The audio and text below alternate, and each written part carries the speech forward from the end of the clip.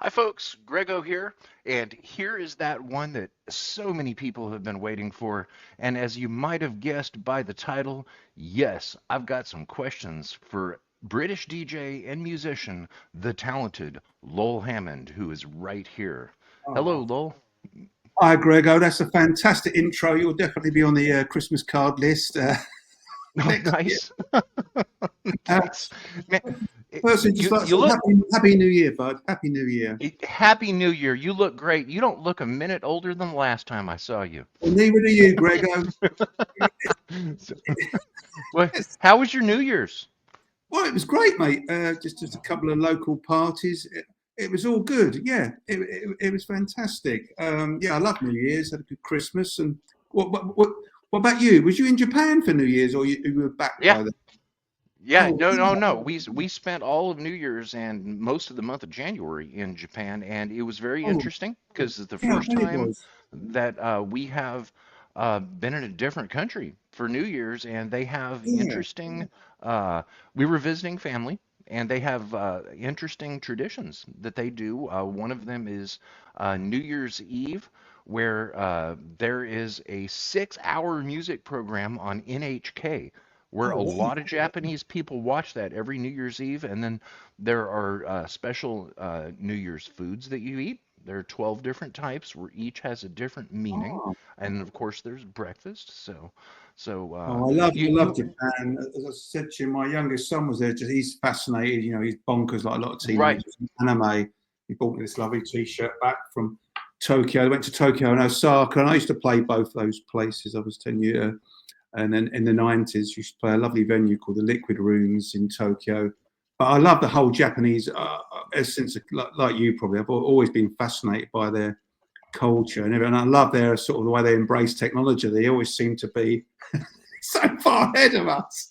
Yeah, It's like the they're on. sky Yeah, moving. Yeah. they're on the cutting edge. And matter of fact, they were first when it came to phones. That's why there's so many Japanese emojis.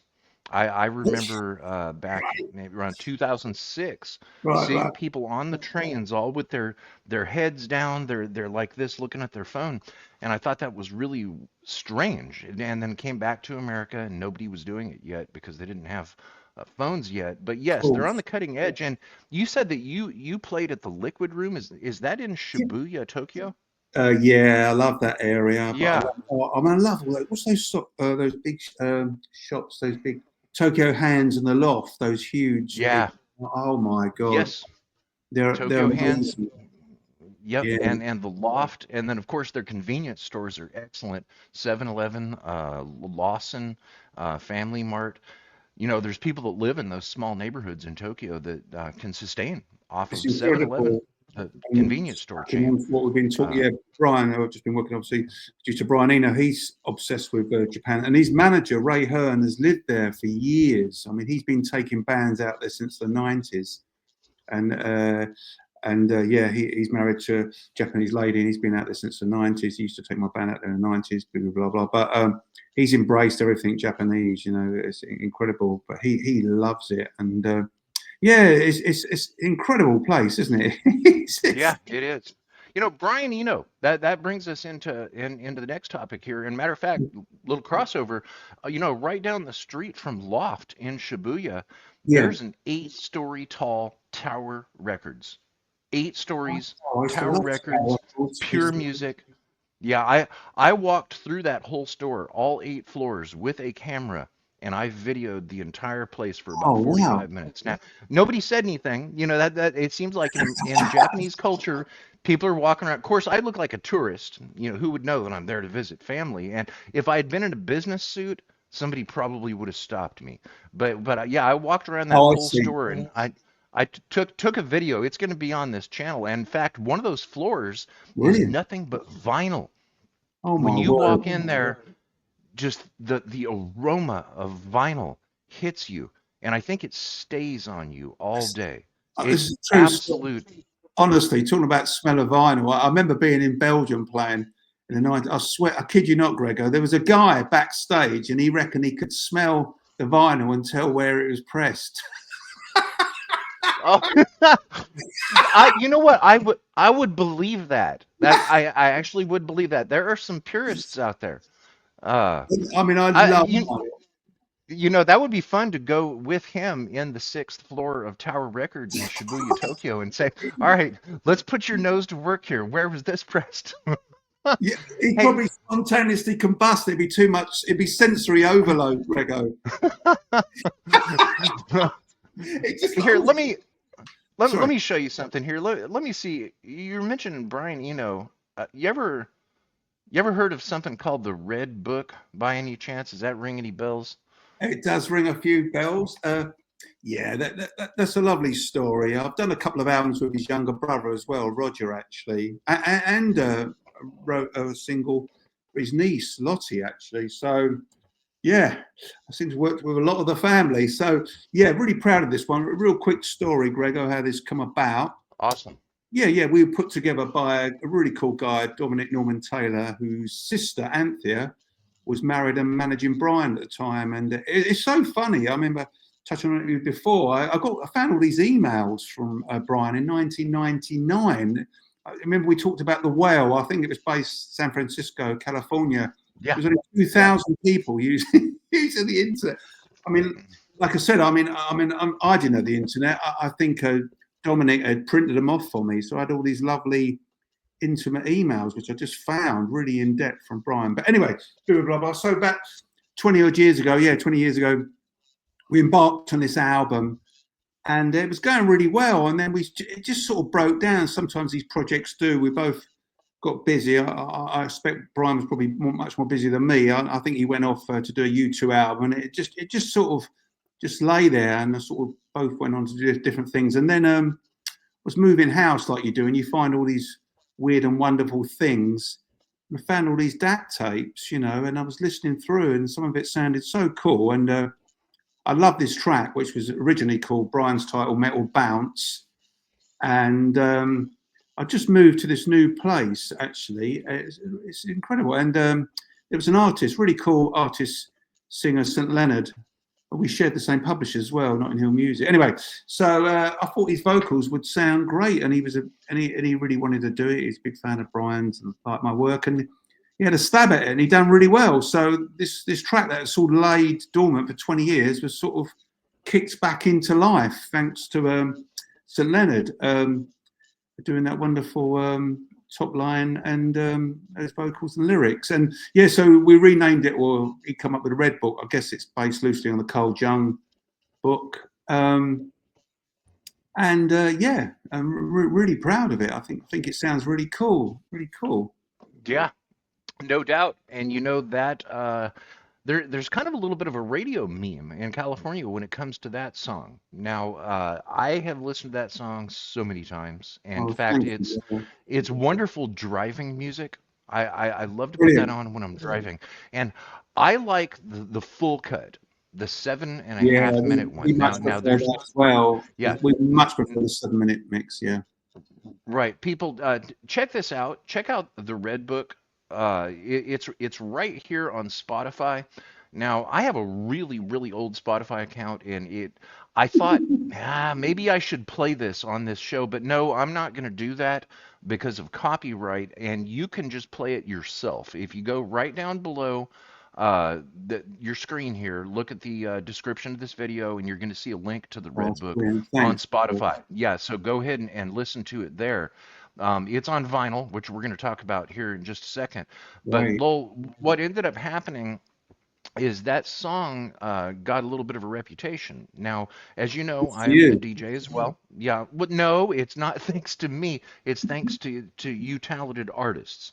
Now, what happened was when you're a DJ, you're a DJ for life. You know that. And Sure. and even if you're on hiatus and you're not currently on the radio, well, you don't lose contact with everyone you know because you're No. all in it together and it's a lifetime thing. And I sent that song out to some people and said, check this out right here. I know this guy, Lowell Hammond in London, No, thanks, and brother. he has worked on this and just give it a listen because I like it. So if I like it, somebody else is going to like it too, I'm sure.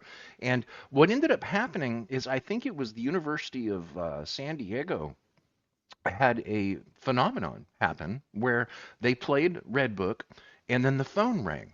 Okay, now, as you know, as a radio DJ and the whole history, let's say back in the 80s, you used at a radio station, you would have one, maybe two, or even three DJs there at the same time, and then you would have a phone bank where there was Right, right. someone, often more than one person answering the phone, more than one line. You would have callers on hold. Okay, well, in 2025, it's not the same anymore. You know, a lot of the radio stations are basically computers in closets where there aren't even people there anymore.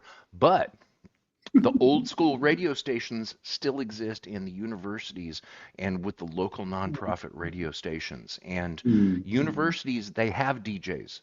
They have young people that are there spinning vinyl still to this day. And they brilliant. still have a phone sitting there. And you can find that phone number on Yes. their websites and you can call that DJ. And what ended up happening was when the Red Book was on, the phone would ring. So she thought that was interesting. She thought, okay, well, let me try this again. Phone rang again, twice, okay? So she sent it out to other people she knew and said, why don't you play this song and let me know anything at all, any feedback at all that you get from it. What happens? She gets an email from up near the border of Oregon, a small station up there, and they said, "Yeah, we played it," and like four people called in. They said it was the most people they had called in the last year about anything. So yeah, so this kept happening. All right, there's something in that song that is triggering listeners, and you can get your radio station phone to ring by playing the Red Book. Oh, And that's it's cool. right I here, love that, Grego. right here on Spotify. And so I asked, what are these people calling about? And Mm, it seems it's extremely simple. They call and they go, who's this by? Who's this by? that's brilliant. It's that. It's repeatedly. It's like, who's this Yeah, by? it's so good to get that So, sort of feedback, you know. Fantastic. Oh, thanks, and it's Grego. on vinyl. It's on vinyl right here. On You can red go to vine. 23rd. Yeah, red vinyl, blood red vinyl. 23rd Precinct Music, right here. The Red Book, St. Leonard, Brian Eno, Lowell Hammond, limited edition, blood red 12-inch vinyl. And says limited edition, only 500 made. Okay, hang on just a second. Before we continue recording, I need to go order about 10 of these before people see this. You're That definitely you, on the Christmas you, card list. you talk about a collector's item. Only 500 pressed. Only That's 500. Yeah, people need to grab it. Okay. So, Yeah. Lowell, thank you for the wonderful music on behalf of all of the people that are enjoying this. It must be people in their cars. You know, I was saying I like it for driving music, and most of the people on radio these days are listening in their cars, I I was going to say, believe. apparently, that's where most people actually listen to music these days, is in their cars. Yeah, It's in the yeah, cars. Yeah, yeah. totally. And people have got incredible systems in their cars as well. Some of my Oh, yeah, friends, it's like being in a yeah. nightclub jumping in the car. Right. Fantastic. All right, now the last time we talked and recorded something for broadcast, Sure, we were talking about AI. Okay, now sure. it's crazy because we were gonna meet again about AI fairly soon, and then Sure. life got busy and it took longer than we were planning, but that's a good thing because a lot of things have advanced, and Yeah, I'm curious about your stance on AI. sure. I was reading this earlier.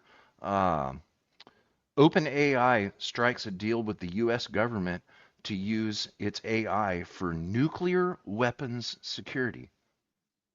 I I don't s- there That's I don't see a problem with that. What nuclear weapons security and you just hand it up? Yeah, why not? I've been using Windows for 30 years since Microsoft has been trying to get this thing to work, and I still have trouble with Windows. So should we trust AI with nuclear I'm weapons? Oh instantly my. transported back to that Kubrick film, Peter Sellers, Doctor What? Strange. Right, right. Well, it's big news, man. It is. OpenAI. It's. hopefully there's still some human interaction there when it comes to That's nuclear weapon vital. I was security. going to So say, Greg, I think anything we say now, we will look back in a year's time and laugh because because everything is moving at such a pace, so fast. Just wanted just something I noted down. Just put my goggles on to get serious. okay. A friend was in America talking to Daniel Dennett, the great American philosopher, and said, "Is it the biggest technology since the agricultural revolution, since the industrial revolution, since Gutenberg's press?" He said it is as big as the most important fundamental technology that humans have ever had slash made money. The whole world runs on money. That's what Daniel Dennett said, and I don't think the problem is AI, is it? The problem is who owns it and what do we do with it? I mean, the actual thing is just. I was thinking about the internet, about social media, Gregor. Hmm. When that popped up, it definitely looked like a force for good. It seemed to be definitely pro-democracy, it encouraged debate. People would meet other people, against tyrannies. I remember it was very active. I remember the Arab Spring that started in Tunisia. It just seemed to be so pro-democracy and for the power of good, as I said. And all of a sudden, the great Pandora's box flew open, and out popped all the trolls, the haters, and the oh, Well, oh, well, yeah, well, all the conspiracy theorists, and right. it just became so toxic. Yeah. So, Well, the so trolls had always been there. They just hadn't been named trolls yet. So, yeah, yeah, yeah, yeah, that's yeah. it, Yes, right. If you go back to the earliest forms of internet that people used, we're talking sure, go back to the early 90s or late 80s. sure. Usenet, the internet was there. Most people didn't use it. They'd use a dial-up modem. Mostly they used bulletin Modems, board systems, but some yeah, people would use. Yeah, Usenet was extremely toxic, unmoderated. I agree.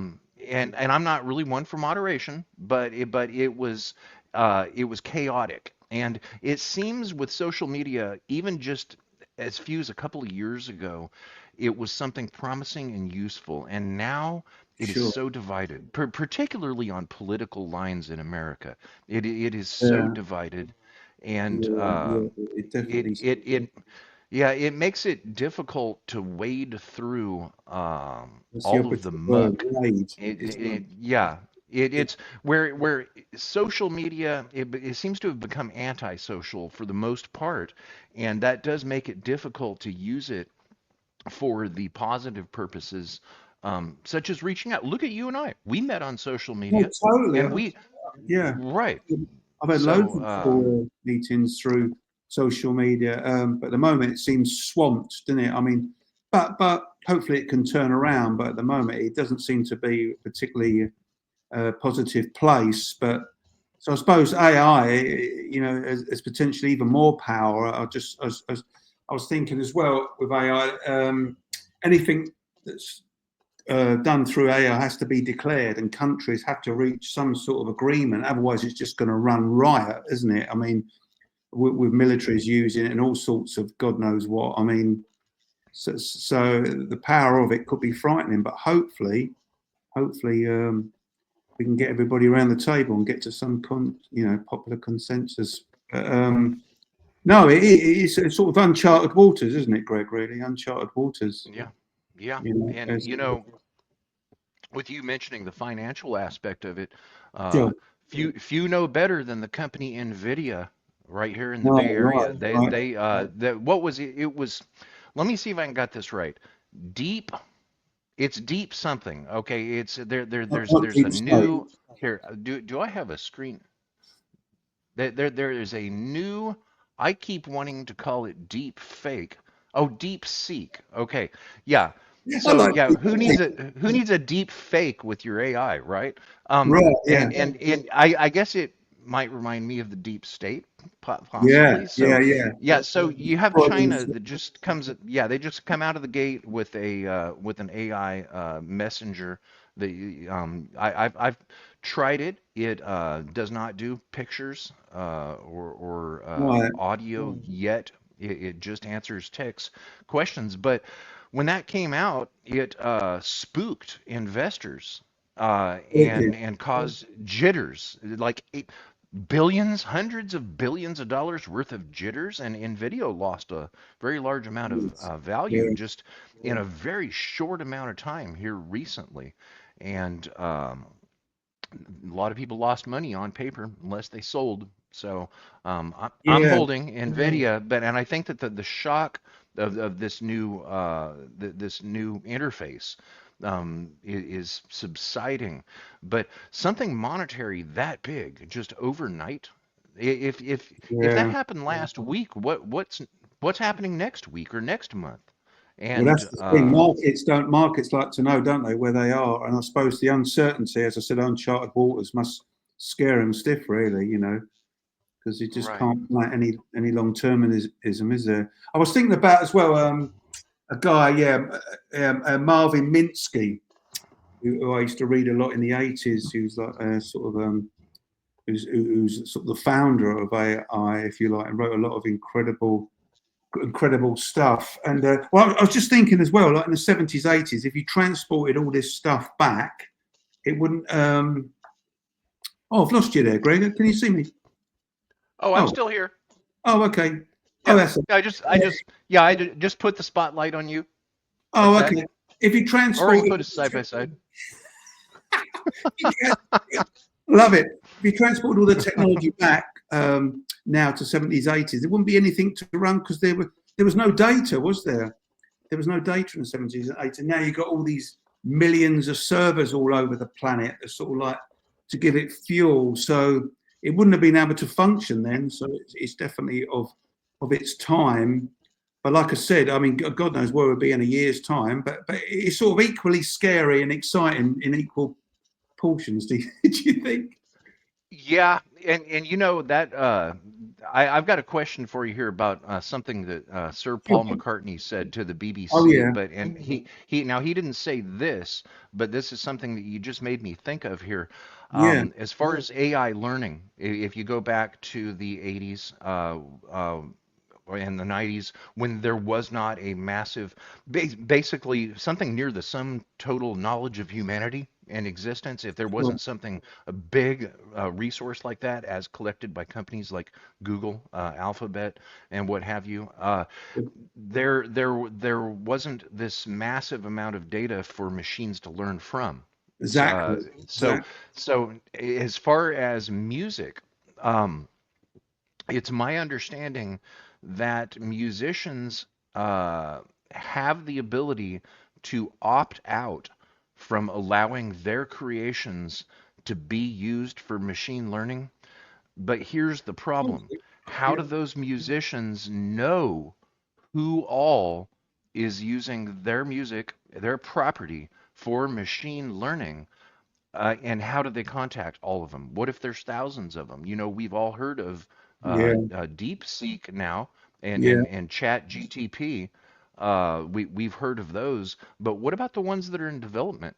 You know, what about that startup down the street in San Francisco that has Yeah. never had their front door unlocked yet, but there's been something going on and it's something AI? You know, are they using your music? Are they using Sir Paul McCartney's music? Let's take a look at Yeah. something that he said. Okay, that's Sam Altman again. Okay, Paul McCartney.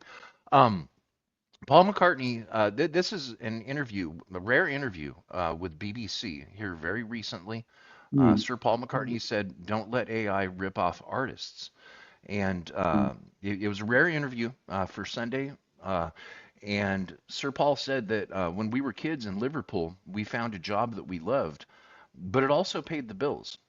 And he was warning that proposals could remove the incentive for writers and artists and result in a loss of creativity. Now, he goes on to say um, that I think AI, I'm just taking an excerpt of what he said here. I'm Yeah, skipping down sure. about 7 paragraphs. This is BBC's interview, and it can be read on there. I'll put a link below. He says, I think AI is great and it can do a lot of things. We took an old cassette of John's and cleaned up his voice so it sounded like it had just been recorded yesterday. So it has its uses. So, I'm seeing negatives and positives here. How does Yeah, an artist it's, protect exactly. their It's property? definitely there's definitely pluses and negatives. I mean, the big fear I think for artists and record companies, publishers, I've touched on it before, is that some kid in his bedroom basically does a Hans Zimmer type score, $2,000. I think I heard Hans Zimmer gets paid $2 million, but do you see what I mean? So it sounds like Hans Zimmer, but it's done by some kid on his laptop. So it's really tricky, isn't it? I suppose. I mean, artists have been thinking about the Stones' influence, Bob Money Waters, whatever. Artists have been influenced and taken from older material and older music, haven't they? It all goes back to the blues and jazz and stuff from America. So back to Africa, I suppose, in the end. But basically, people have been pulling from all sorts of influences and sources, haven't they, for years? Um, so is there a sort of is it the same sort of thing? It's real grey area. It's just so. I remember being with one of my publishers at this thing called the Escape down in Brighton, this sort of music conference, blah, blah, blah, blah. But anyway, there was an album that had popped up and it had a band that sounded like Oasis. So they were writing songs that sounded like Oasis. And then they had AI generated vocals that sounded like Liam Gallagher. And my buddy, Really? he looked it up, PRS and all that, all the collecting societies, royalties, and it wasn't registered. I mean, are you going to get companies claiming for works and all that? Where is? I mean, is anybody looking into this? It just seemed a bit like the Right. Wild West. You know what I mean? How does that work? I mean, because up until now, it's always been, I mean, working on the films for the end roller at the movies, Greg, I always do the credits. So you get, the artist, courtesy of the record company which publisher it's written by. So it's always individual people. I mean, we've never had companies listed as creating this music. I mean, this is a massive, big step. I mean, so far it looks like none of this stuff is registered, but I mean, how does that work going forward? Who's talking Right. about this? It's yeah. It's scary. Think that a kid could be sitting there on their phone and all Totally, of a sudden create something like John Williams, what he totally, did with Star Wars, and totally. you know, it's my understanding that machine generated music cannot be copyrighted because only the works of a human can be I copyrighted. I think th- I at believe. this point in time, you're totally right. I can see there being some sort of debate in the next year or so when some company Yeah. starts producing all this music for films and TV or whatever. I mean, there's definitely certain jobs going forward that are so under threat. We've all seen, the robots making cars and that, but I think a lot of these, like so many jobs, like the call centers, for instance. When you're talking, I mean, I you could argue.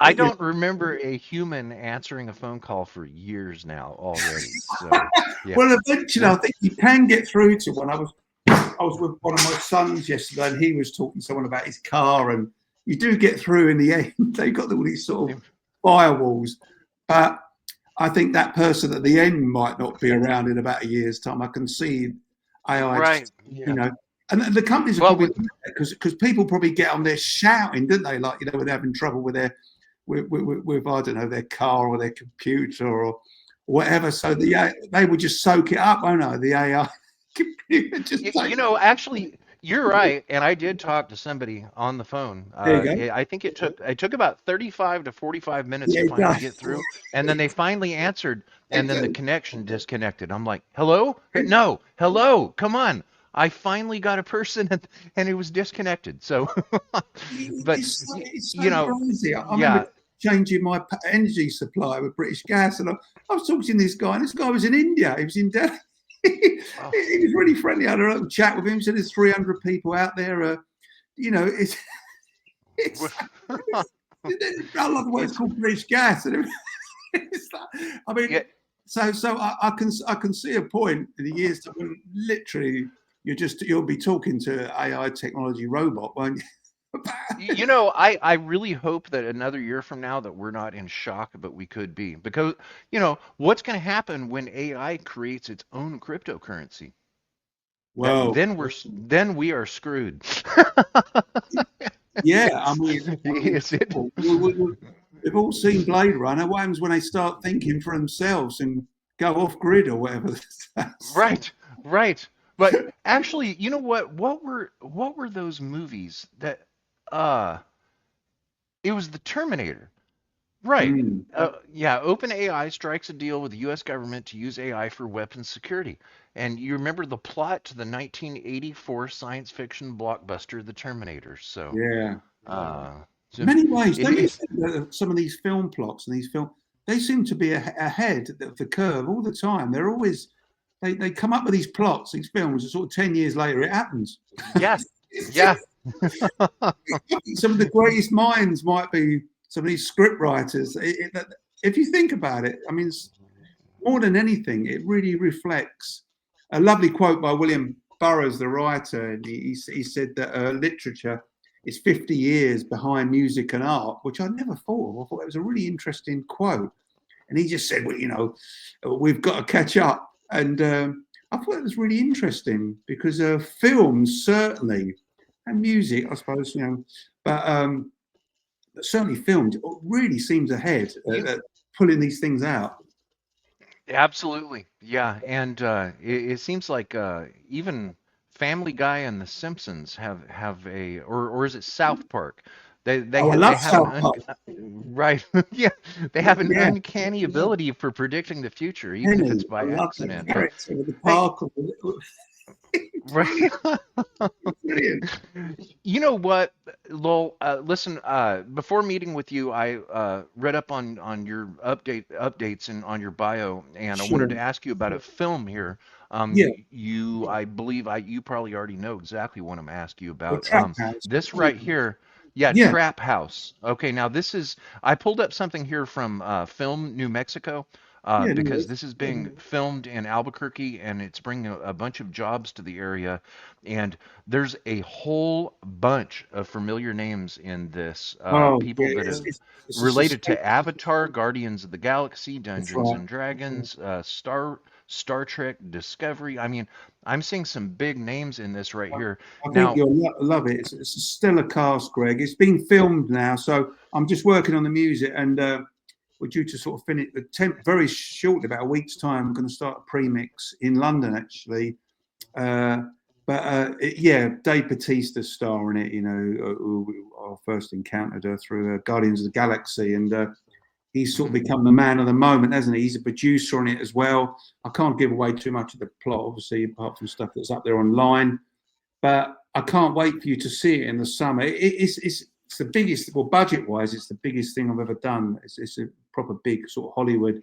I haven't really done much of that. It's mainly British indie, a couple of Danish films, with Nicholas Winding Refn, who did Drive, but mainly, and I love British films, so I haven't gone out of my way to try and court that. But one of the producers is a buddy, and the director directed It's All Gone Pete Tong, the film I worked on, which is a bit of a cult classic about a DJ who goes deaf in Ibiza, like you do. And so, but Trap House, yeah, no, really exciting, Greg. I've been head down on that, working evenings as well. A lot of the guys, like I said, the directors in Montreal, and one of the producers in LA.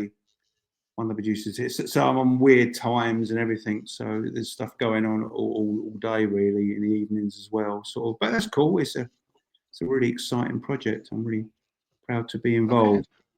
that's awesome. I can't wait to see your name in the credits on Yeah, that. me neither. And yeah, and I'm looking forward to it. Congratulations. That now So, Trap House. I wasn't quite sure how much you could say about it because the film is in yeah, sure. production. Um, but we're going to be listening for you in Trap House. Now, what does Trap House mean? Yeah, What is it? sure. What When is I it? heard the term, I sort of had an idea, and I thought I'd better look it up. And it became self-evident when I was getting clips and basically copies of the film to look through as I was working on it. So the drug cartels, they have a thing called a trap house, invariably built in their well, usually in the floor. It's like a trap door, as it says, a trap door. So it'd be a Okay, fourth trap floor. door. Yeah. So it looked like Okay. a normal floor. Then you pull up a couple of floorboards as a trap door, and then all the illegal substances are down there. So yeah, a trap house. Yeah. So Okay. it all makes sense, really. Yeah, it's all set on the Mexican American border. Um, so yeah, no, Right. it's great. It's really entertaining. I mean, it's brilliant, and the director's fantastic. He's a great guy, and I said we've been friends for 20 years, and I did his second film. Yeah, Michael Dowse. He's a great fella. He'll be over in the UK in about a week's time. So yeah, Okay. yeah, Okay. really, All right. really, Well, that is absolutely awesome. And is that okay, Greg? let's meet again. Let's not go so long this time, and Yeah, let's meet sure. again on Anything. AI, and let's because I think that we've been a bit reserved and what we've said about Yeah, AI, and I think it's because we know that what our opinions now might seem absolutely absurd, or they might be foretelling, or exactly. it could be we may have no idea what we're talking about, or we may have had some valid concerns, and Yeah. I hope I'd love to that catch up with you a few months down the road, and okay, part three of where we are with the.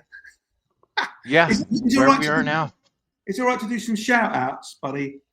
Just quickly. Yeah. Oh yeah, yeah, yeah. Go ahead Yeah. and go So ahead there's and cool characters who. please do, and then I want to show the red book again. Oh, thanks, Greg. So me shout out. So to my two wonderful sons, so the oldest was 20 yesterday. My really supportive music publishers, Notting Hill Music. So that's Andy, Dave, Leo, John, and Ali. Director Emma Croft, just composer on her great film Invincible, with a very talented Eva Abraham. She's also a producer, along with producer Samantha Seeger. Two really talented people. Guys I regularly work with other musicians: Duncan Forbes, Eva Abraham, Stephen Gordon, Lewis Van Johnson, the Vertigo film crew, Alan, Jane, and James. Ben Jacks, I've worked with on many films, about 6 films. He's the producer on Trap House, top fella. Alison the Rock, Humby, my buddy, Spanish buddy, who runs the incredible, arguably the best record shop in the world, so or on the planet. You should check that one out, Greg. It's called Vinyl Head. Um, Okay. Peter Stanfield, who's a fantastic writer of music books. He's my walking buddy. We go for walks. He's an incredible writer. His attention to detail is second to none. Peter Stanfield. My new buddy Glenn, the incredible Caro, and lastly, First Run Records, who popped out the Red Book record, which is the larger than life Billy Kilty, Kyle, Rosie, Matt, and Kaylee, a fantastic team based in Glasgow. Bang! Sweet. Okay. Well, There's Lowell, loads it is. more like that. Yeah. Yeah. It is always nice to catch up to you, Likewise. so yeah, let's definitely do a part three of where are we now, and let's see if Love that. AI has taken over the world yet. So, Hopefully they've been me hopefully, and you, and not a couple of AI generated characters just uh, having a banter. it could be, but I think some people would see some hints though. Still, that's a scary thought. What happens when we can't tell the difference from AI and real people anymore? You know what I mean, Greg? Spooky. Spooky. All right, folks, not spooky, entertaining and fun. The Red Book, Um, composed by Leonard, Hammond, Thanks a million, Grego. and get it on vinyl. This right here is the one you can order, uh, only 500 pressed, from 23rd Precinct. The link is right down below. You can order that right now, and you can go and listen to it on Spotify right now. Link to that is below, and of course it's getting some play by Billy Sloan. Oh yeah, BBC Scotland. Yeah, they're bigging it up. That's just fantastic. Wonderful. Okay. All right, Lowell.